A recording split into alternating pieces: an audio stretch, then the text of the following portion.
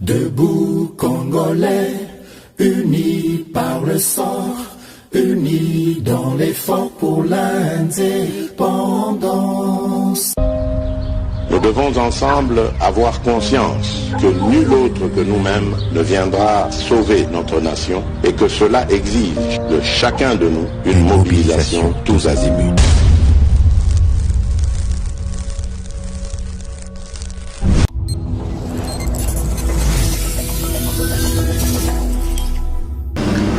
Boye malamu na GCAM télévision, fidèles abonnés, chers internautes, Bipa Union Sobozwami à travers République démocratique du Congo, P.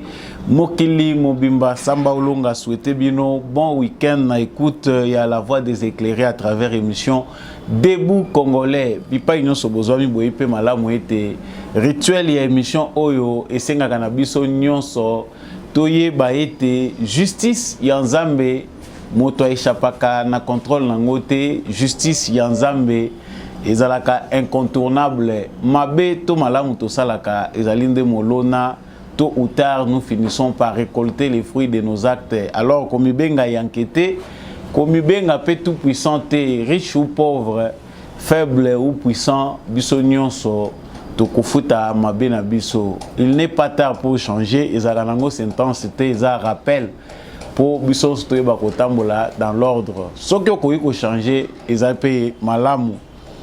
Actualité na biso ezali dominé na maye ezali koleka na est ya République démocratique du Congo après accalmie aux observateurs qui pendant 4 jours lelo baffrontement ezongi entre bawazalendo na ba terroriste ya M23 na moment où tozali koloba ba combat ezali ko continuer en cours. Ba rebelle ya M23 topé ba terroriste ya M23 batanta qui ba yé une intention à reprendre contrôle ya Kichanga cité ya Kichanga oyo et utayi kozala libérer pe prise en contrôle par les wazalendo combat ezali makasi toko kende na front pona koyeba maeza koleka kuna de l'autre côté à Bouiza toute la nuit bitumba pe ezalaki entre toujours ba M23 na ba wazalendo il y a des capturés il y a des morts. Tokolobela la kati pe ya émission oyoyo ba terroriste moko mibale ya M23 ba serandaki bango moko na propre gré na bango entre les mains de l'armée congolaise balobi ete bazwaki gain de cause par rapport ya enrôlement na bango forcé na kati ya mouvement M23 yango bango moko baye komitika na maboko ya bayi FARDC. Tout le monde que bavo ezali ko continuer ko s'élever de partout pour demander à ce qu'il puisse y avoir paix bazali ko tuna bawazalendo bauti wapi bazali ko tambola nani aza ko fournir bango. Ce sont les questions qui se posent au niveau du Conseil de sécurité des Nations Unies. Awa na kati émission to yeba ezana complot moko ezali monter contre bawazalendo. On est en train d'identifier des jeunes leaders bilongo ezali na kati ya bawazalendo pour les sanctionner, pour prononcer des sanctions contre le mouvement na bango que bango comme les M23 bazali ko sapé ba effort de paix oyo ezali entrepris pour na ko pacifier région topé est ya République démocratique du Congo. Toujours parlant wazalendo to kende na Goma et pas wapi manifestation moko munene salemaki na pene ya petite barrière entre la RDC et le Rwanda ba wazalendo wazali ko manifester pour que batika bango ba pénétrer ba kota na Rwanda pour na ko s'attaquer na ba Rwandais. C'était une manifestation improvisée, pas d'incident grave, pas d'incident signalé, mais ni pende les cas qui initiative utaki wapi. Nous reviendrons pour parler de ces sujets. La candidature de Moïse Katumbi sera-t-elle rejetée? Ezali sujet oyo ezali konyoko la mitu ya batebele bazali proche ya Moïse Katumbi bango ndenge ba annonsaki pe que bazali ko soupçonner que complot moko ezali koleka na kati ya seni pona ko boya ko recevoir candidature ya Moïse Katumbi. Cette fois-ci encore bango baza koloba keza na complot moko ezali ko salema na niveau ya cour constitutionnel pour que candidature ya Moïse Katumbi ezala rejeté ba accepter yango te bango baza ko mettre en garde initiative wana ezali ko viser pour écarter Moïse Katumbi ou azali candidat na bango favori.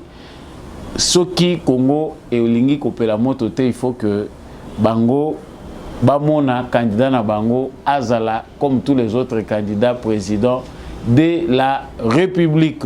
Voilà tout pour l'essentiel de l'actualité que nous allons partager avec vous ce week-end. Ceux qui osana nous abonner na itandoyaje comme télévision na sengi na yo osala yango, ceux qui s'abonner au komi moko ya ba éclairé, vous êtes le bienvenu sur les plateaux des éclairés des beaux Congolais. Yeba ko simba bendele malamu. Likez, partagez cette émission. Kobomba pona yo mon côté, continuez à partager. Merci à tous ceux qui nous rejoignent dans les lives. Soyez élégants. Il faut rester toujours élégant. Tu dis que plateau oyo ezakaya ba éclairé. Des fois bâton et montaka, mais on reste tous congolais. Na lombango na zongi na est ya République démocratique du Congo et pas wapi mikolo yo ba penser na biso nyonso ba congolais ezali ko kende obelese kuna pona koyeba évolution eza ndenge nini. Bino lokola ngai to constataki que pendant 4 jours nous n'avons pas eu d'informations concernant bagarre moko to pe bitumba moko esalami entre ba patriote na biso toza ko benga ba wazalendo na ba terroriste fils de Kagame o pe to bengi M23. Kasi na buto lelo ezalaki masekite na buiza kuna ba M23 bazali ko akiza armée congolaise ke atiki bango kimiate. Manduki elelaki makasi na niveau ya buiza na niveau ya Kichanga to banda mingi na Kichanga. Moment où tozali koloba bitumba ezali ko continuer. M23 oyo ezali branche armée ya Paul Kagame comme d'habitude bazalaka na habitude ya ko attaquer sur plusieurs fronts. Soki ba moni ke na front moko bazali ko perdre ba créer front mususu po ba yeba ko créer diversion, ba yeba ko éparpiller, ko se éparpiller ça parmi ba stratégie na bango. Pendant que na buiza bitumbe zalaki uta na butu ba terroriste ya M23 accompagné par l'EAC, accompagné par ba supplétif na bango ya EAC, to yebi ke armement ba militaire formé ba yaki na renfort ekati ba yaki na renfort. Donc ba militaire armement lourd ba yaki déjà na renfort. Tozongela poto ba makambo EAC azana kati ko sala. Donc uta tongwa lelo ndenge bolandaki yango bato belé bazalaki déçu souci a Kichanga ekei le susu, c'est vrai. Kichanga panique ezalaki généralisée. Population à Kichanga baza obligé les susu à se déplacer ko kende ko bata mana MONUSCO ko kende ko na ba village dans les environs ko kima na bazamba parce que cité ya Kichanga centre ezali théâtre et affrontement entre nos compatriotes wazalendo na ba terroriste M23 oyo ba ye na souci ya koboto la lisusu cité wana. Na moment oyo toza koloba ba affrontement est en cours, la M23 avait débordé na sens que bazo contrôle total ya Kichanga. Mais ce n'est pas le cas pour nos compatriotes au pays bazali qui se renforcer en nombre. Vous savez que l'armée oyo to kominango ya ba wazalendo, armée na biso ya ba wazalendo, l'armée patriotique ezali ko se renforcer en nombre. N'eût été l'obstacle ya FARDC oyo apekisa ki ba mususu baza ko continuer ko ya que bakota lisusu te na ba zone wana ndenge bazo ya ba komi ko lekebele. Mais toyebite sur le terrain ni lingaki eleka kuna. Mais il continue à insister bazo ya ka kebele bazana besoin que ba rejoindre baninga na bango na front. Bitumba eza koleka ndenge nini armement lourd oyo ba M23 bazui après c'est le fait après c'est le fait oyo M23 EAC asengaki. Toyebi que uta wazalendo asimbaki makambo oyo pendant 2 semaines. M23 azui fimbu na fimbu ti tozalaki déjà na porte ya Bunagana. bato bayebi pona nini mandoki kataki kobeta. L'EAC a demandé aux Wazalendo de ne plus attaquer. Toza ko senga na bino ki botika mandoki biso toye ko luka kimia. Kimia oyo EAC ayaki ko luka ezalaki nde à permettre M23 ba se ressourcer. Nalobaki yango depuis mokolo ya lobby que ba M23 selon société civile na ba témoin bazali komona que M23 eza renforcé en nombre et matériel. Na ba colline wana baza komona bango ndenge ba militaire baza ko utaka Rwanda bazoya ko renforcer ba position ya M23, armement lourd ezoya ko bakisama na M23. De l'autre côté, armée congolaise azana est obligée à observer cesser les faits.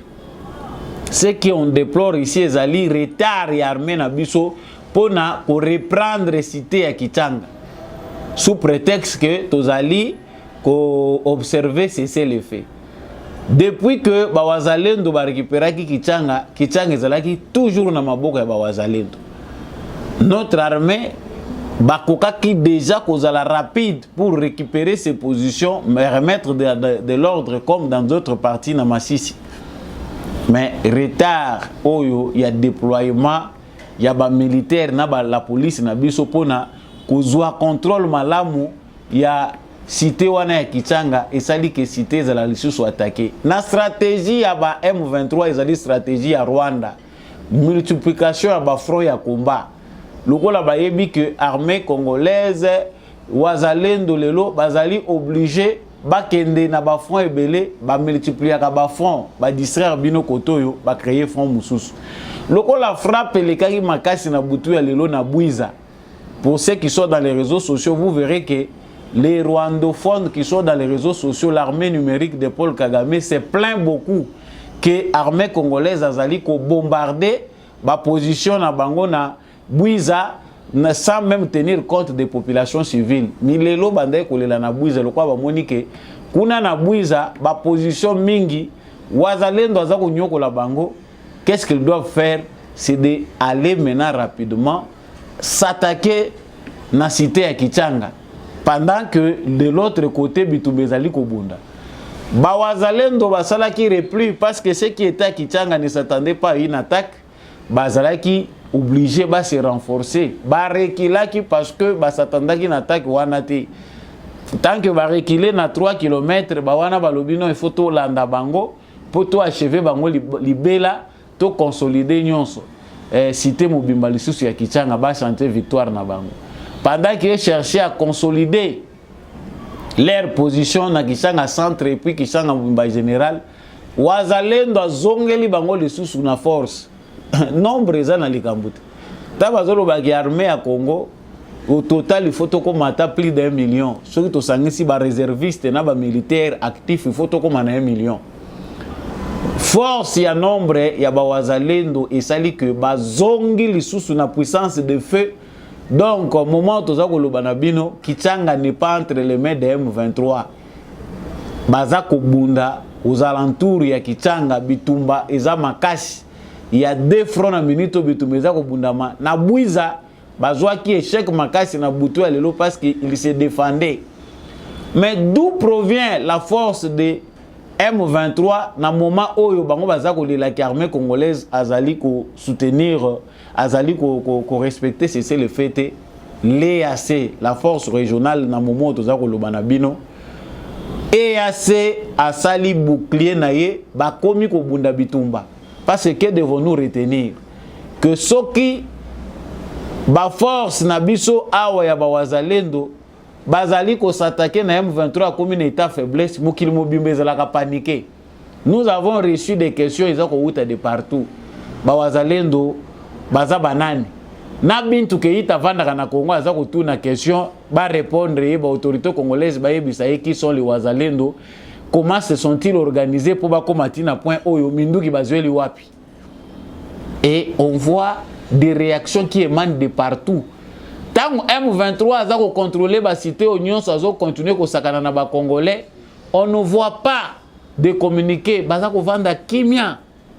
Bango basi ba yebi na bango ke bakanga congolais na nyonso libumu ya congolais préoccupation congolais azolu ke sika kolela ba o mususu koto ba kobina na bango musique basi ba étudier biso ba yebi que nous n'avons pas une mobilisation capable ya ko telemisa plan na bango te pe ko zongisa bango sima. Ils sont surpris dans moins d'un mois de la mobilisation de Wazalendo. Cette question qui se pose à l'international est un grand complot.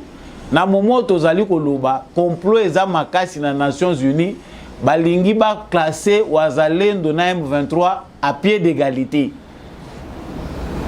Là, nos chers compatriotes doivent tirer très attention na confirmer kaba makambu ba événement pamba ko lancer kango na public parce que biso c'est mon abiso des fois ils ont incontrôlé. Les Nations Unies complot na bango balinga komona ba congolais ba télématé. Les M23 bandi ba massacre depuis longtemps. Tout kali komona te esika oyo Nations Unies a sanctionné ba o responsable ya M23 et pourtant baza na sol congolais. Tout kali komona te ba vrai auteur batoyo bazali ko encourager M23 bazali ko tinda ba troupe ya ba RDF armée rwandaise na sol congolais ba sanctionner bango, ça ne se fait pas. Mais qu'est-ce qui fait que dans un mois toute la communauté internationale soit inquiète de Wazalendo? Wazalendo bazali ko représenter menace pour na pays nini? Wazalendo bazali ko boma banani? Donc na momoyo tozali ko loba, le complot est en train de se dessiner. Sachez-le bien que Tokoyoka na Nations Unies bazako loba, nous devons sanctionner qui sont ces jeunes gens là. À défaut, ceux qui ont moyens, c'est là qui n'a pas de na éviter ceux qui n'a momo ba drone bazako lukisa ba Wazalendo comme si on recherchait des terroristes. Ils sont en train de trouver à chercher à trouver des moyens qui peuvent leur permettre d'étouffer ces mouvements qui est en train de se nationaliser. Jusque là phénomène Wazalendo zalaika na coin moko. Mais ba yoki ke ils ont phénomène moko comme ko la musa ba congolais nyonso tout le monde parle Wazalendo. Téléphone nanga soki sonné kaka sambo longa makamba Wazalendo lelo lobi ngote ba Wazalendo bazana niveau ni. On comprend que le mouvement, l'affaire Wazalendo est un vent patriotique qui est accepté par tous les Congolais. Moi mutu soka sa soki mutema. Bato babosa ningu tu FARDC na mutema. Ndenge na lobaka FARDC komi Wazalendo na mutema. Ah! Congolais ndenge peto embrasser makambo. Les complots qui existent contre le Congo aujourd'hui est en train de se formaliser contre le mouvement Wazalendo. Cher Wazalendo, volontaires pour la défense de la patrie, soyez prudents dans vos actes, dans vos faits et gestes. Bazako luka, ko planifier loko moko ya mabe. Ce que fait l'EAC est déjà visible. Que EAC, contingent kenyan, contingent ougandais et les autres ne sont pas là pour aider les Congolais. Na moment toko lubana kichanga armée burundaise bandi nekaka bendani mopanzi azane ko observer parce qu'à défaut bango pe bazako boya bazala chaque fois pointer du doigt que biso mutu toza ko sala boye na kichanga tango bazako bunda l'armée burundaise s'est mis à l'écart ezali na musala na bangote kokende kobunda na ba M23, c'est qu'ils sont dans la logique de l'EAC. Quelque sorte le Burundi n'est pas là pour défendre le Congo, bazawana na mission ya EAC. Donc bakoki de manière diplomatique n'appuie à président na bango armée burundaise et faciliter pe armée congolaise topé Congo na likambo songolo pakala mais bakoki te officialiser soutien wana na cadre ya EAC que contingent burundais bazali na Congo, ça va poser problème. Nous devons comprendre que le jeu est là. Le gouvernement congolais doit cesser d'aller par 4 chemins. Il faut tenir le bouc par les cornes. Mais c'est que na yende force na ye. Na point haut to komi toza le sous batteur ko luka ba préviter to pe ko le lakate écourter la date butoir to pesi na EAC. Beaucoup me la bango ba lettre, bo benga bango. Parce que là, ça va très mal. Ezako kende mabe. Na sanso ezako kendele à risque ezali maîtriser ezalate parce que notre armée est obligée de commencer à chercher à contenir l'afflux massif de tous les mouvements rebelles congolais qui s'émuent en Wazalendo. Des gens qui quittent la cité Balobito Lembi, bazako se muer na Wazalendo. Ça, la communauté internationale a comme menace parce que d'habitude, pour na bango, intérêt na bango est ailleurs. Intérêt na bango est c'est que les Congolais va vivre en sécurité. Yango, il faut étouffer, démobiliser ces mouvements-là. Pour mobilisation à Congolais là, il faut tout créer les bango de fait Mokoboué. Et c'est ce qu'ils sont en train de chercher à faire. Pendant que Bitumeza ko bundamana kichanga, ndenge bozomona na photo wana armement peza ko zwama. Bitumbu ezo bundama pe na ba professionnel na il suffit bana na biso bayoka biso bandeko na biso bazana bazamba qui sont des Congolais. Expérience il y a 20 ans, yo zaka non armé te aux groupes armés au kota na kata ba rébellion. Le pays a besoin de vous. Oyebi ndenge ba manyaka munduki bola kisabiso terrain. Bakarisa ke ndenge ba bendi bango ndenge bana wana baza ko replier balobi ate tisili tosi tozangi bakozanga ici parce que ils sont encerclés en désordre bazoe balisusu ndenge nini bakoko salate. La force du nombre est que Wazalendo baza chez eux. Minduki ya sikaboye ko tikela biso photos wa chance à kozwa ngote. Po to tika bino boko tananu comme ça to aider bino boya ko tikela biso minduki na ba munition boyeli biso. Donc comme vous le voyez dans cette photo là, ba kangi li sous capture moko bazuna arme. Mais je vous présente ici une vidéo ya ba M23. Ba musupe bazo baye na bango. Zamba eza facilité, Kagame effort de guerre. Ils doivent payer les jeunes gens qui les instrumentalisent dans les M23. L'argent doit provenir de quelque part. Benga ki bango, ebisi ba jeune que beaucoup tatokobanda ko futa bino bien. Baza ko zwa ba jeune rwandais, baza ko luka ko somba na ba jeune congolais. Je vous laisse d'abord suivre ce reportage du porte-parole du gouverneur militaire et puis nous revenons. Ont été présentés à la presse ce vendredi 20 octobre 2023 en début de soirée dans la ville d'Igoma. Eux, ce sont des éléments du mouvement du 23 mars qui se sont rendus aux forces armées de la République démocratique du Congo, FARDC en sigle. Il s'agit de Claude Tuisenge et Avugaba Sore. Devant le lieutenant-colonel Njiki Kaiko Guillaume, porte-parole de FARDC au Nord Kivu, qui les a présentés à la presse, ce homme déclare qu'au sein du M23, il y a des militaires rwandais en qualité de combattants et d'instructeurs. Natoka Kibumba, kapatikana mu gouvernement. Pale Kibumba, iko defense ya M23, ni kamata mubaya. Dishanga kuya kuripoti mu gouvernement. Naambia pale wengine balibakia kule bakuye baliripoti mu gouvernement, hakuna shida. Oui, nous travaillons avec les militaires rwandais et ce sont les instructeurs. Les militaires rwandais vont au combat. Je priais à ceux qui sont restés là de se rendre au gouvernement aussi. Par les billets de son porte-parole en province du Nord Kivu, l'armée congolaise lance un message à ces mouvements déclarés terroristes. Ainsi donc, les preuves sur l'agression rwandaise au Nord Kivu ne font que s'accumuler. Ces éléments M23 qui se rendent chaque jour aux forces armées de la République démocratique du Congo, au regard bien évidemment des désordres que créent les M23 dans notre zone de responsabilité, en violation du cessez-le-feu tel que voulu par les chefs d'État de la sous-région à Luanda et à Nairobi. Donc, ils se rendent chaque jour aux forces armées de la République démocratique du Congo. Et nous lançons. Voilà, ndenge bomoni ba présenter bango wana. Eza pour la première fois te, bao babayaka na bango zamba bayaka kobima.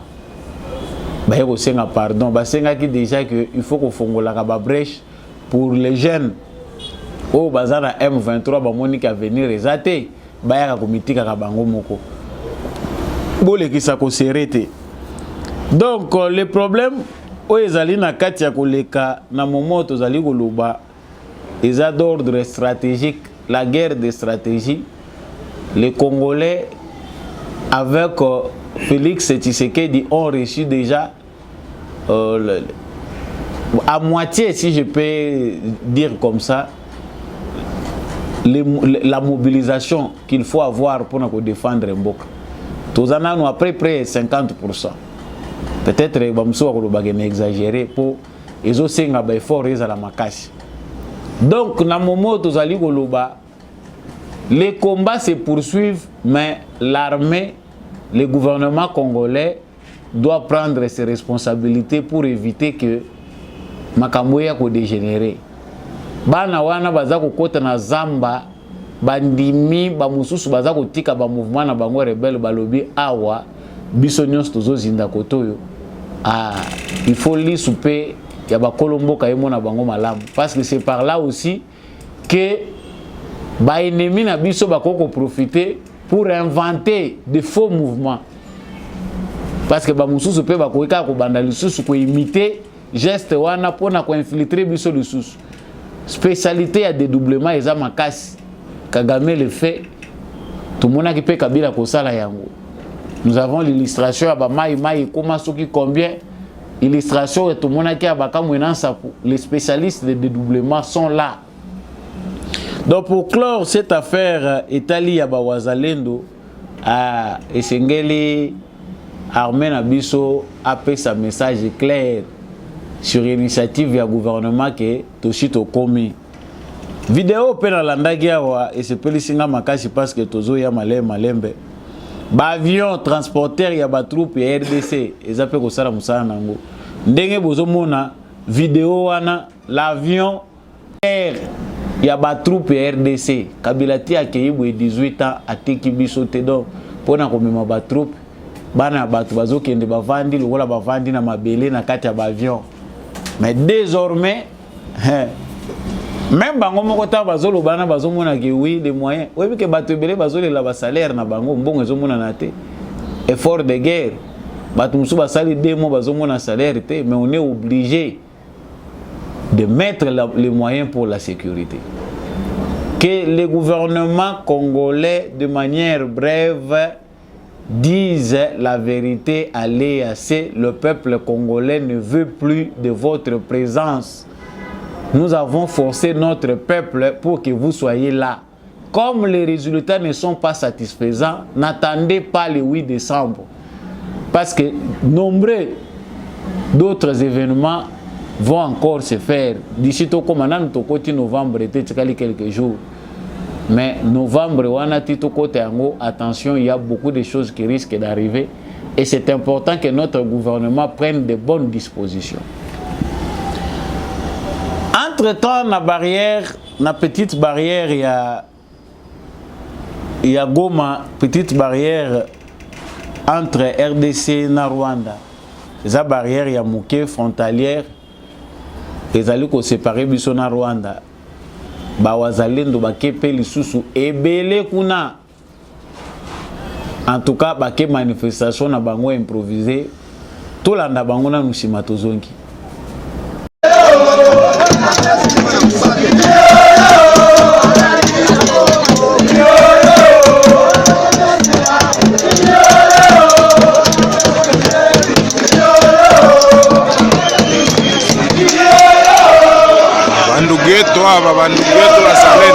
Bandugeto bazalendo aba kabisa tukona hapa petite barrière.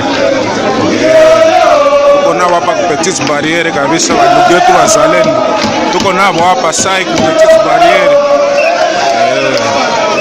Wako na hasira mingi sana wanapenda wavuke. Watu ni danger iko sana vya blood. Ndio bandu. Sai tuko petite barrière bandugeto bazalendo tukona hapa. Bandugu yetu bazalendo tuko nabo hapa. Bandugu yetu kabisa, bandugu yetu hapa tuko nabo hapa ku petite barrière. Tuko nabo hapa ku petite barrière. Bandugu yetu bazalendo kabisa tuko nabo hapa wanasara. Voilà. Comme vous venez de le constater, c'est à Goma en plein cœur de Goma, bandeko ba signer, ba s'improviser, ba kei ko ça la marche na bango. Et là ils a ko beta c'était wana ezali que en tout cas ba tikalité ko incident moko yete que Masasi ebeti ba ke ko s'attaquer kuna mais ba manifestation na bango et puis ils ont rentré ba senga ki na bango bazonga. C'est ici aussi que les autorités doivent savoir déjà bien gérer Batou. C'est ici aussi que nous demandons à nos frères Ouazalendo la sagesse.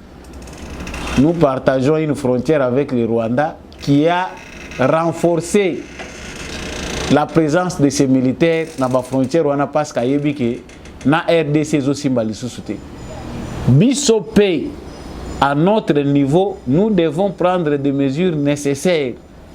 Kosale là adversaire lité pour aya ko profiter nangwa loba voilà ils étaient venus batindaki bango na gouvernement na bango ba mobilisez-vous chers Congolais, la peur qu'ont les Rwandais de la mobilisation eza ko bangisa solo.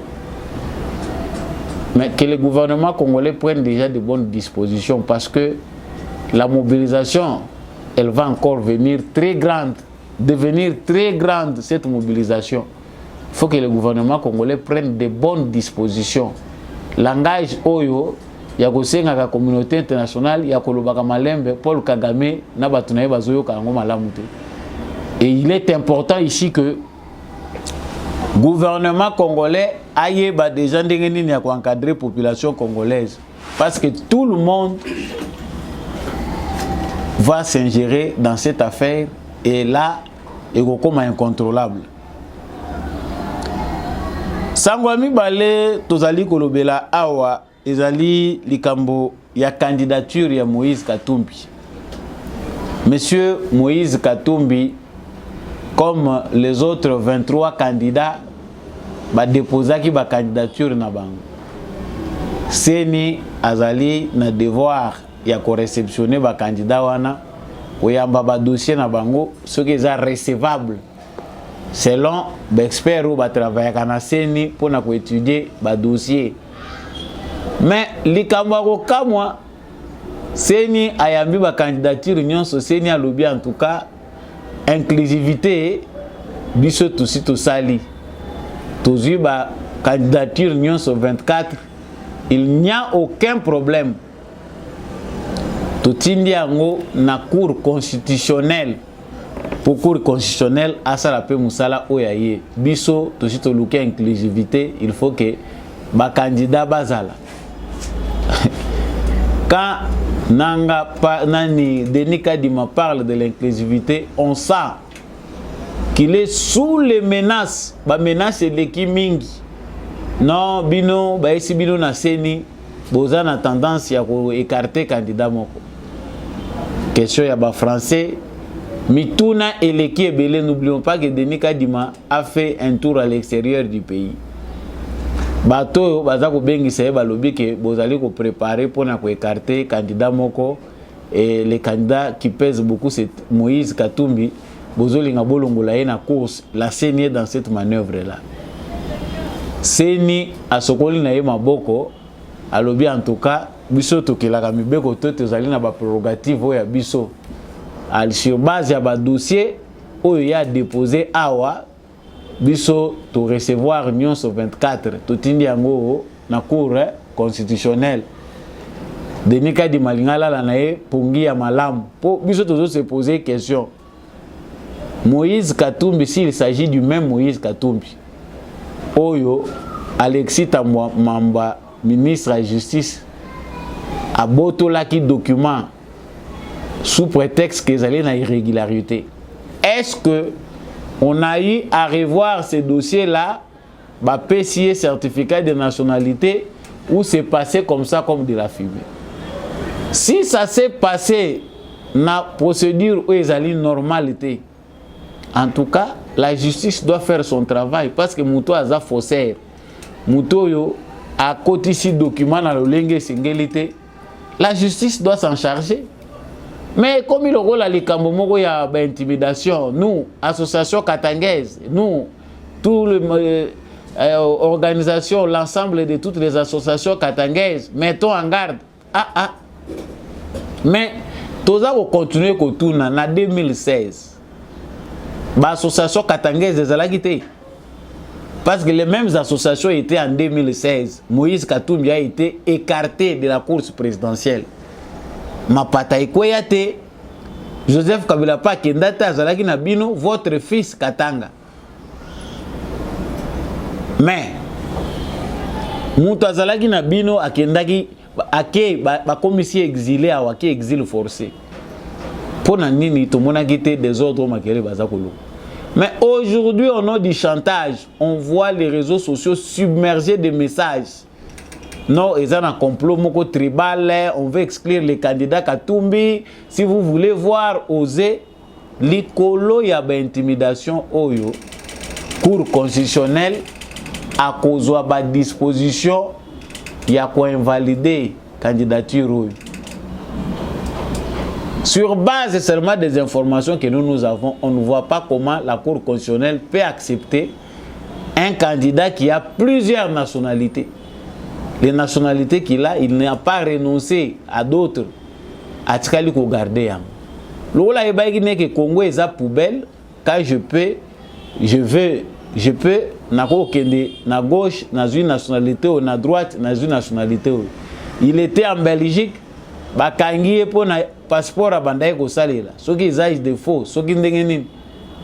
Il a renouvelé là-bas, il a cherché à arranger Makambo. Toza Komituna, candidature à Moïse Katumbi, rejetée par la Cour constitutionnelle, sera rejetée par la Cour constitutionnelle ou bien et vous allez accepter. Cette question que se posent beaucoup de Congolais, nous ne la posons parce que nous sommes des Congolais qui ne nous assumons pas. Et ça n'a pas idée à Noël Itchanité parce que les gens disent que Noël Itchani a introduit un recours. Existe-t-il un processus où le candidat Mokazokende ou acquisé candidat Moussous sur la Cour constitutionnelle que Azali valable était faut vous veiller madame sur candidature naïe. Non, la Cour constitutionnelle est censée traiter les dossiers en toute impartialité. Cour constitutionnelle doit se prononcer. Mais il faut fouiller au Simba Batuya Moïse Katumbi pour commencer à chanter. Parce que Mbongo Soko Zuyango na Tongo, ils ont besoin de justification. Moi, ma kele les belé. Pour bailler baki au salaki musala nango. Tango esili, au vandina nous silencier aux autres de la souba pesa yombo. Le malheur de Moïse Katumbi, c'est de se faire entourer par des gens qui ne l'aiment pas mais qui aiment son argent. Des gens qui ont compris qu'avec Moïse Katumbi, c'est un travail. Même si on est là assis à longueur de journée à injurier, na fin du mois, tant on a kokende kuna, bakope sanga par nangai. Chers frères congolais, le ciel ne va pas tomber. Si Moïse Katumbi aujourd'hui est invalidé, ezali normal, justice ya Congo, bakoye ko intimida kayango te. Certains pensent c'est incident et kozala omoni diplomatie et kozala problème. Batika kaka Moïse Katumbi. Non, c'est vrai. Bakoko tika Moïse Katumbi, le monde d'aujourd'hui est un monde oyo ba citoyen du monde ba komi mutaza na une nationalité mon côté. Place nous s'intéresse au tinda ya zo luka changer nationalité kuna. Comme ça avec cette réflexion là, nous pouvons avoir quelqu'un avec 10 nationalités à la fois. Et puis ton limite au lobino c'est le nouveau monde, nouvel ordre mondial. Pour Nabiso ba Congolais, oyo to souffrir pendant 18 ans et dit qu'à peine da sali plus de 20 ans à Boloko. Ba botolier ba droit na yenyonso. Ba Congolais nyonso oyo ba souffrir awa. Sous-représenté. Ba koko boma Congolais lokola nyama. Le président là a kolobane loko mokote. Aujourd'hui, ces mêmes Congolais-là qui ont vu les désavantages causés par l'infiltration au sein de nos institutions peuvent aller voter quelqu'un qui a une nationalité douteuse. Nakanisi Congolais malamu aza mituna kotuna bisote akoyeba quelle est la ligne oyo esengeli ya pona makambo etali dossier ya Moïse Katumbi. Ezali Shel Mouteko Tombete, la Cour constitutionnelle doit faire normalement son travail. Nous demandons au juge, au président, de la Cour constitutionnelle de ne pas prendre des décisions pour gérer les choses de manière politique. Non, Toboyi, Batumususu Bakotomboka, ça sera pour un peu de temps, ils finiront par s'habituer. Le Congo d'aujourd'hui a besoin des gens non seulement intègres, mais des gens qui sont dévoués pour le Congo, des gens qui sont nos frères à nous. Pas une fabrication occidentale, nous l'avons dit, mais attention Mounene, il faut peut-être tirer à mon Seni. Attention à Mounene, il faut la tirer na Seni. Makambo ezozonga plusieurs fois. La Seni hier, Yananga, ceux qui bazalaki sous la pression, ils ont la Seni ya lelo denika di maté. Bato yo toza ko benga mindele. Baza bambeli amino mibale balingaka bato au peuple alingaka te soko moni bato bazo saela mutu président moko mauvaise campagne mais ka kotala malamu est-ce que c'était un mauvais président pour son pays? Dans la plupart des cas président wana zalaka malamu pour na peuple na ye wana pona bato bazo sala mafia na bango, c'est un mauvais président. Nous avons intérêt, nous Congolais, et loba mwanansemi ya koyeba nani tata ya président tokopona nani mama na ye autaka wapi, c'est aussi important. Donc que la Cour constitutionnelle fasse son travail. Baza 24 na bango nyonso 24 wana ba aider ba mama na biso miso esala kapasi bazala na problème te ya kofuya kalisu ba kombo ebele. Toyebi ke ba mususu ba ko désister après avoir donné $100,000 pour la notoriété, bakozonga siko sima pour batala makambo ndenge misusu. Émission ya mukola lelo esuki wana na ebike lelo tozali weekend ba information mususu ekoya na semaine tozali kolanda tout en suivant votre actualité. Matondo mingi na ndekombi ya chako oyo asali ete émission oyo ekoma na bitando na bino. Merci mingi na apôtre Gérard Kabeya, l'homme de la vérité. Matondo mingi na équipe technique ya ndekombi ya chako ya kambaki biso. Merci beaucoup à l'apôtre Gérard Kabeya, candidat député na Tchangou. Bon week-end à l'homme de la vérité des urnes, Jean-Louis Chimbalanga. Merci beaucoup à mon vieux Maurice Kikangala. Je remercie également monsieur le maire Boniface Mpunga. Merci à papa Freddy Ngwama, l'élu d'Ilebo. Merci mingi na ba maman na biso ya Debout Congolais ba soutenir émission mingi maman Bilo Bilonda, maman Lisette Mombendu mbote na yo, bon week-end na bino nyonso. Et partout où vous nous suivez à travers la République démocratique du Congo, Samba Olonga à Tondi Bino vraiment matondo mingi bo continuer kolanda émission Debout Congolais pe ko soutenir yango. Tika na commentaire et pas iwapi yo landa ki biso pe ozali wazalendo FARDC na motema. Depuis quelle ville y a République démocratique du Congo, depuis quelle province et depuis pays nini à travers le monde. Toujours na ba recherche ko lukela bino basango pona koyela bino.